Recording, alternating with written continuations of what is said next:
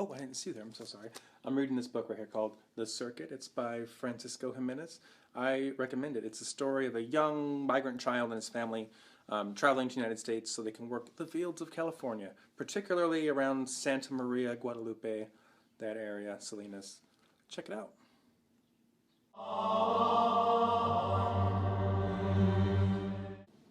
Hey guys, it's Jose here. Welcome back to another episode of the Sanctus channel. So the issue of immigration, particularly illegal immigration, has been with us for much of the 20th and 21st centuries. Today our national immigration policy is contradictory. On the one hand, we're putting up help wanted signs, while on the other hand, we're putting up keep out signs. And the rhetoric in much of the political discourse since the election of Trump has sought to dehumanize immigrants, which is part of a larger xenophobic impulse that's ingredient to his brand of populism. Unfortunately, much of the conversation has neglected the historical context, the reality on the ground, and for Christians, Catholic social justice. Today, however, we're going to approach this very important issue from the vantage point of Catholic social justice. And we're going to look at why we, as Christians, are obligated to support immigrants. Reason number one, people have a God-given right to migrate. The Catholic Church is very clear in its teaching that all persons have an inherent right to migrate. This is based on two principles. First, that every person created in the image of God possesses inherent dignity and worth. Second, that all material goods and wealth ultimately belong to God and are intended for the benefit of the common good. These are universal truths that apply to every man, woman, and child, regardless of where they were born. And as Christians, we believe that our truths are without borders, and that they come not from the state or from parchment underclass. These are truths that come from God and God alone. So people have a right to seek employment in any nation they choose when those employment opportunities do not exist in their nation of origin. It is absolutely inhumane that so many of these people are treated like dogs begging under a banquet table, kicked and shooed away. Those of us living in wealthy nations have a moral obligation to welcome these immigrants to the table and partake in the feast. But there are also many immigrants looking for peace and for security.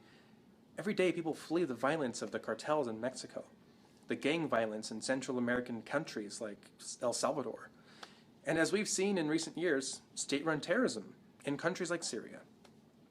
As Catholics, we firmly believe that these people have a right to migrate in order to find economic opportunity and safety for themselves and their families. Reason number two, we are commanded to welcome the stranger. Christians are obligated to be hospitable to the stranger. It's not an option. In Matthew 25, Jesus provided the apostles with a list of criteria he will use on the day of judgment. He's very clear. Depart from me, you accursed, into the eternal fire, prepared for the devil and his angels. For I was a stranger, and you gave me no welcome. This is both a judgment against individuals and against nations. But this command goes back to our Jewish roots, clearly expressed in the Old Testament numerous times. For example, Genesis 18 recounts how Abraham was visited by three strangers. Abraham and Sarah prepared bread, slaughtered their choicest, most tender calf, and brought them curds and milk. It was quite the feast. These strangers were, it turns out, messengers of God. For their hospitality, the ancient Abraham and barren Sarah were given a message from God. I will return to you about this time next year, and Sarah will then have a son. But there are more explicit commands to welcome the stranger. In Exodus 23:9 we read, "You shall not oppress a stranger, for you were strangers in the land of Egypt." In Leviticus 19:33 we read, "When a stranger sojourns with you in your land, you shall not do him wrong. The stranger who sojourns with you shall be to you as the native among you, and you shall love him as yourself, for you were strangers in the land of Egypt." There really isn't any way around it. We must welcome and be hospitable to the strangers in our midst. Reason 3, American Christians tend to worship the law. Unfortunately, there are some of our Catholic and Protestant brethren who hide behind the exaltation of the law, becoming a sect of American Pharisees. Just as the Pharisees of Jesus' time, these American Christians put the laws of men ahead of God's laws of mercy and love. They are obsessed with the legal process of immigration, ignoring the fact that the process for citizenship is broken, crippled by partisanship, nativism, and endless bureaucracy. For example, as reported in American Magazine, the visa applications for unmarried Mexican children of U.S. citizens before June of 1996 are still being processed. That means people have been waiting for 21 years for their application to be processed, meaning families are suffering decades of separation. The imperfect laws of men, especially when they are so clearly broken, should not be the justification for turning away immigrants. When cornered, these American Pharisees will turn to the Catechism, section 2241. Political authorities, for the sake of the common good, for which they are responsible, may make the exercise of the right to immigrate subject to various juridical conditions, especially with regard to the immigrant's duties toward their country of adoption. The U.S. Catholic Conference of Bishops also recognizes the legitimate right of nations to control their borders and to enforce their laws. In their letter, Strangers No Longer, however, the bishops apply the great Catholic both and, which brings the proper perspective. They note that enforcement should target undocumented immigrants who are dangerous and have committed crimes, not families who are exercising their God-given right to migrate in order to seek employment and opportunities for their children. In other words, they're advocating for a humane application of the law while simultaneously pushing for comprehensive immigration reform. See, I agree with Saints Augustine and Thomas Aquinas. An unjust law is no law at all. A just law's ultimate end is in keeping with God's law and the common good. Reason number 4. We are obligated to fight for justice for all of God's children. Pope Benedict XVI defined justice thusly: justice is a virtue which guides the human will, prompting us to give others what is due to them by reason of their existence and their actions. As mentioned earlier, every person is created in the image of God, so they possess inherent dignity and rights. But we also possess an intellect and reason, which obligates every person to act in such a way that we promote the dignity and rights of our brothers and sisters. We are duty-bound to fight for justice. To refuse that duty, that obligation, is a mortal sin. St. Thomas Aquinas refers to this as sloth. Sloth is not an aversion of the mind from any spiritual good, but from the divine good, to which the mind is obliged to adhere. We are not permitted to endorse injustice perpetuated by individuals or by the state against immigrants, nor can we hide behind the laws of the state. Our obligation is to follow God's commandments and act in accordance with His will, in order to give every person what is due to them.